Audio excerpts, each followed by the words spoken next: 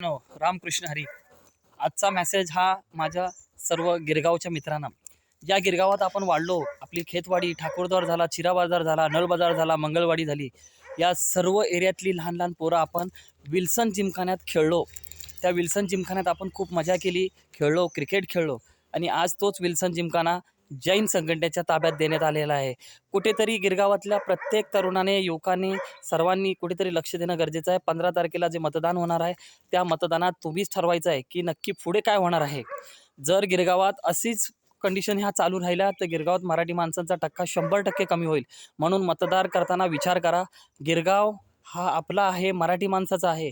आज विल्सन जिमखाना त्यांच्या ताब्यात गेला आहे. पुढे काय होईल ते तुम्ही विचार करा. मच्छी मार्केटही आपलं हल्लं आहे तिथून. तर मतदान करताना कृपया लक्ष द्यावे की मतदान आपण कोणाला करतोय. चुकून जर BJP तिकडे मतदान वाढला तर काय होईल हे तुम्ही ठरवा. कारण जो विल्सन जिमखाना मराठ्यांचा आपण तिकडे खेळलो, वाढलो आणि आज जैन संघटनेच्या ताब्यात देण्याला आहे, काहीच करता आलं नाही आपल्याला. तर कृपया मतदान करताना विचार करून मतदान करा.